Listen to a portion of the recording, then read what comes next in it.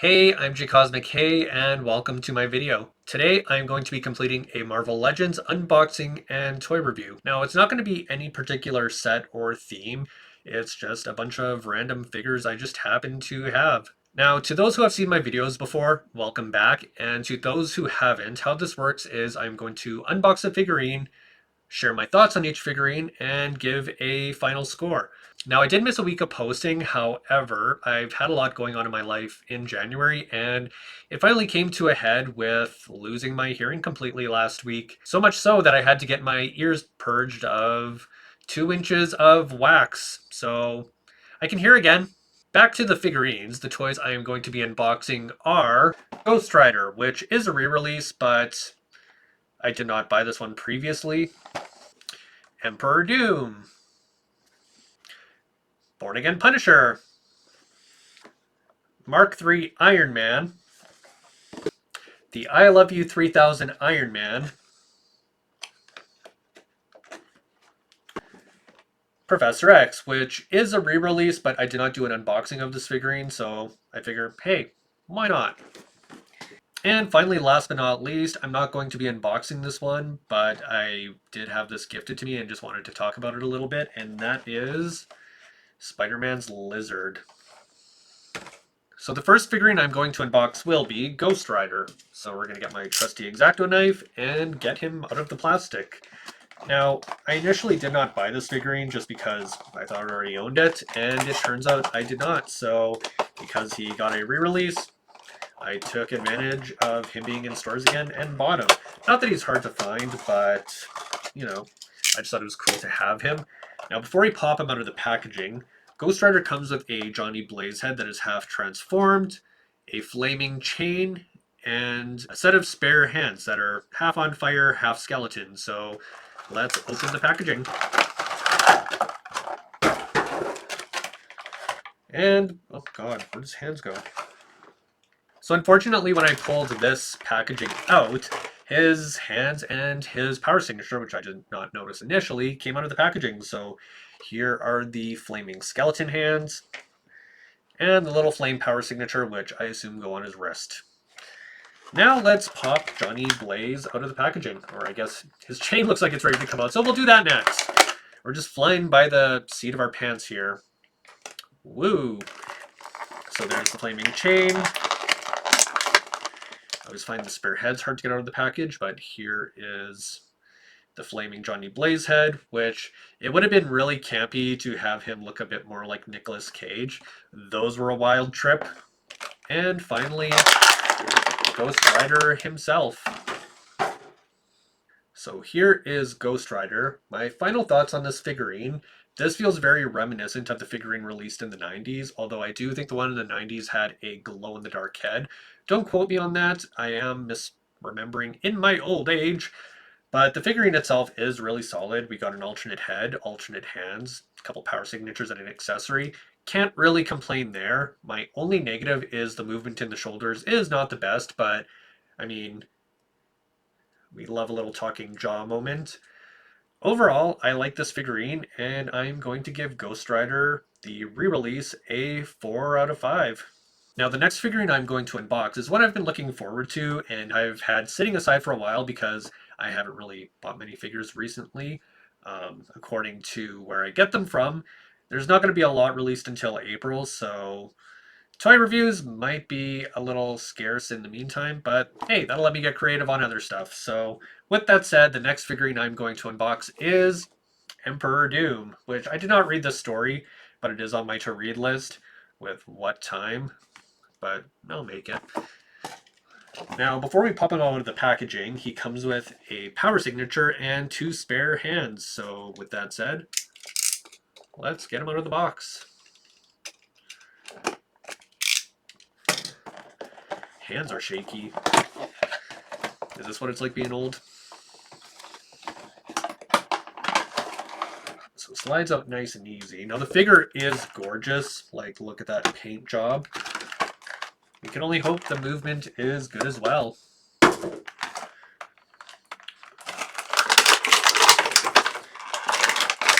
The cape is always the most annoying part because it gets stuck in here like this and I have to bend it. But the figure itself actually comes out nice and easy. Making a racket. I'm going to wake up the whole house. But here is Emperor Doom. Now for the accessories. So we're going to pop out the left hand and magic signature, which I assume go on his wrist because they're kind of looped and shaped that way. And the spare hand is open, probably for casting spells. I think he has the fist on his hands currently. Yep, he has the fists on. We are going to swap those fists out, and those fists are going to go in the bin, of course. Not the garbage bin, but like the storage bin. For anybody who's been watching my other videos, that is what I'm referring to. So here is the spare hand, which is not as open, but it's flexible. And the other power signature. Now, my final thoughts on Emperor Doom. The paint job is solid. Love the sculpt. Where it lacks is movement, particularly in the torso area. It does rotate, but there's no like crunch or bend forward, which is a bit annoying, so he can only bend forward with his legs. And his elbows don't bend all that great, but he is in armor. The cape does get in the way of his shoulders a little bit, so for somebody who is a spellcaster to have limited movement in the arms, that does dock a little bit of points, but not too much, because overall it still is a really cool figurine with a lot of detail put into it. We love that the metal parts actually look metallic and the fabric parts look fabric, and it's not all one texture. So really, it's a decent figurine. Not really any negatives. The negatives don't impact the score too much. I'm going to give Emperor Doom a 4 out of 5. Now the next figurine I'm going to unbox will be Born Again Punisher, which I do got to plug this one cosplayer who does an amazing job dressing up as this character. His name is Buff Beltran. I'll have his profile up here, but he does a really good job as this Punisher, and you should check it out. Now, I haven't watched Born Again Daredevil yet, and we'll get to it eventually, but as far as the figurine goes, it looks a lot like the actor, and I really like his portrayal of the character. Before we pop him out of the packaging, this Punisher comes with 2 spare hands, 1 fist and 1 to clutch a pistol, an actual pistol, what looks like a baton, and a knife. So let's pull him out of the packaging. Make sure nothing pops out and goes flying like what happened with Ghost Rider. So I guess we'll pop Frank out of the packaging first. Nice and easy. So here is Punisher. Looking nice and solid. Now to the accessories. So here's his pistol.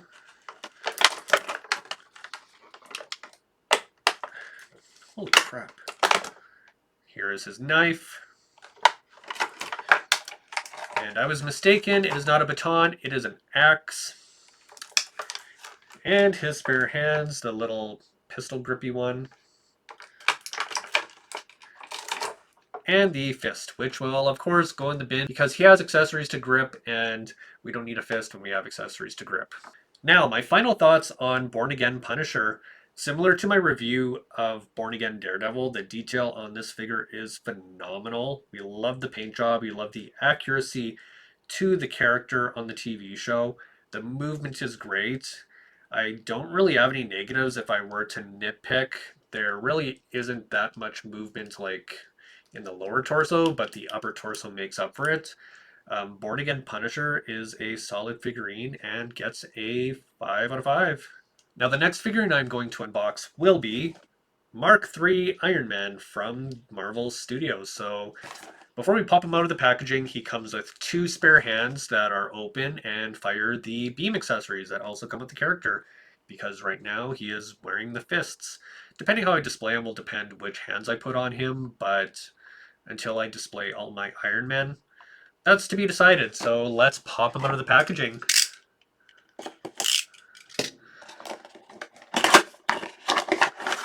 Nice and easy. So the paint job already looks nice and solid, very metallic. Wow.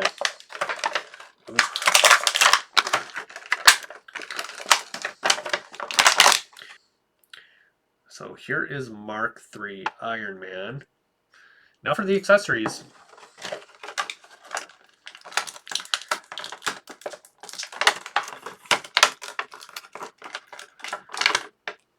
So here are the spare hands.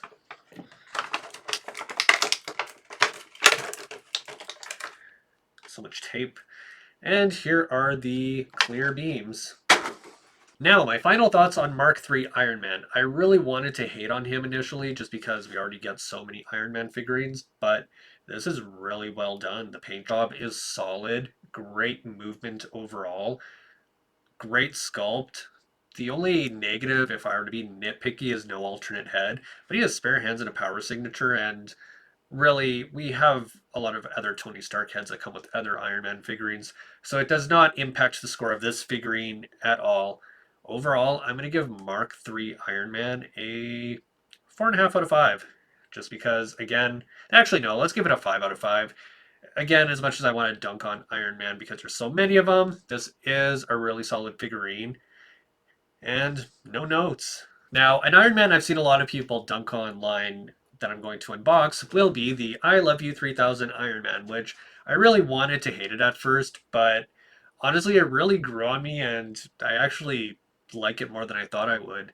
This was gifted to me by my husband Brian, which shout out to Wonka Bar Zero, who can be found on Instagram, who bought this for me. I would have bought it for myself, but he got to the store first.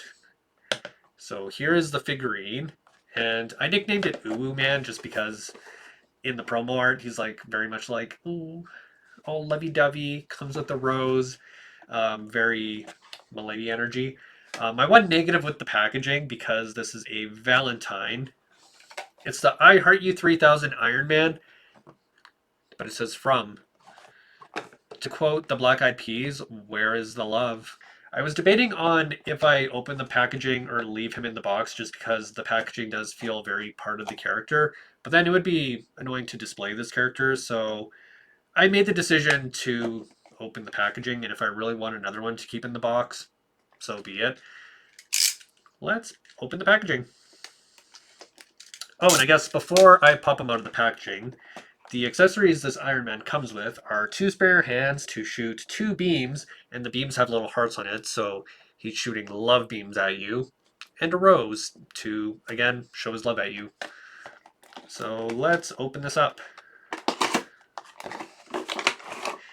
Again, I really wanted to hate this, but just the more I look at it, the more it's like, it's kind of camp. I actually went from hating it all the way back around to liking it, and I know there's going to be guys out there who are like, Iron Man doesn't need to be pink, that's so girly. Ugh. And it's like, you know what? Where's your sense of whimsy? So let's pop him out of the packaging. Iron Man can be whimsical.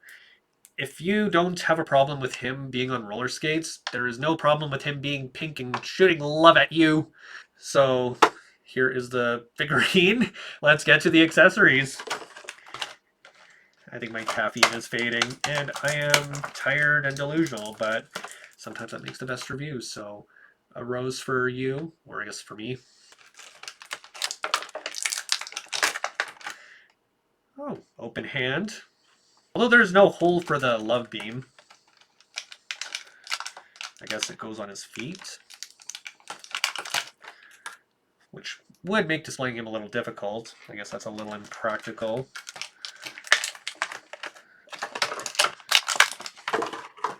And finally, the love beams, which,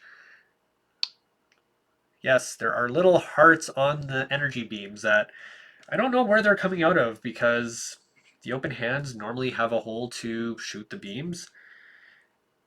The only holes I see are on his feet. Now, the I Love You 3000 Iron Man, personal bias aside, it has a lot of similarities to the Mark III Iron Man. It's a solid paint job, great movement, great sculpt, decent amount of accessories. My only negative is not knowing where the beams go, but overall, like, it's a very whimsical, very, I guess, almost kind of camp figurine. Um, I love it. I give I Love You 3000 Iron Man a 5 out of 5 just because, again, I wanted to hate it just because it's another Iron Man, but it's just so delightfully goofy in the best way possible. Like, we got little heart shapes of the ankle armor pieces here, and I guess kind of abstract on the feet as well. It's just really actually well thought of and done. And I just look at it and it makes me smile, you know? And I think that's important. A figurine that makes you smile. How can you hate on this? Anybody who does, you just don't like whimsy and you don't like nice things. I said it. Now, the next figurine I'm going to unbox is a re-release, as mentioned earlier in my introduction, and that is Professor X. Now, Professor X comes with his famous hover chair, Cerebro, a Shadow King alternate head, which would go on a different body, not this one, unless you try. I didn't actually test the whole sizes. And a little, I guess, kind of jet blast for the hover chair to sit on. So let's pop them out. Now, I'm going to be a little bit nitpicky with this one, and this is something I did not notice the first time I got this figurine because I already have this one the first time he was released. They got his eye color wrong. Professor X has blue eyes. This Professor X has hazel eyes. But it doesn't take away from the figurine who's really looking that close. So let's slide him out. Now, this re-release I initially wasn't going to buy just because I already had it, but I got the figurine for like 50% off, so how can I resist?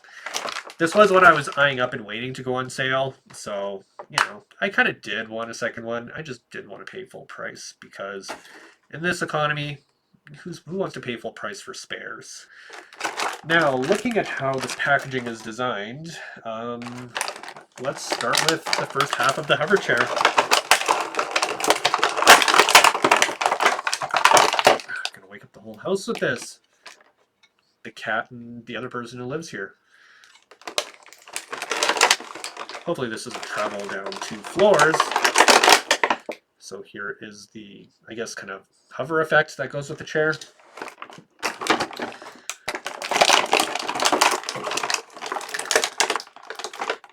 Something fell.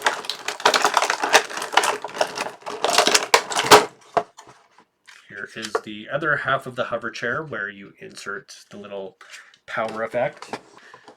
Turns out I dropped his Cerebro, so I guess we're taking that out, or I guess accepting that it fell out of the packaging. That is beyond my control and there is nothing more I can do. So next up, the padding on the chair before we put this together. Which I guess that's what this hole is for. How many times can I say hole in a video? So I guess we'll just put that in. Nice and easy. And before we put the rest of the chair together, here is the backing, because Professor X needs to be comfy when he is recruiting child soldiers. So there is the other half of the hover chair.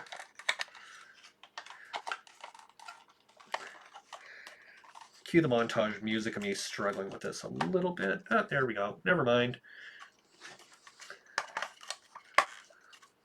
Here is Professor X's hover chair. Here is the power signature that goes with the Cerebro helmet, although this looks a little suggestive, you know. So we'll just attach that so it looks a little less like something else. A blanket to go over his lap because, well, we know what's on his mind. Okay, Farouk, you are coming out, which that is a cool Shadow King head. It's just too bad you have to buy a body, but it's how Hasbro makes money. And finally, last but not least, Charles himself, who does not come with alternate hands or a head. Well, minus Shadow King. I'm curious if his head fits on that body.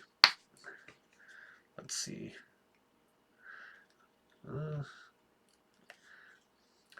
I guess it does, although it looks a bit awkward. We're not going to do that.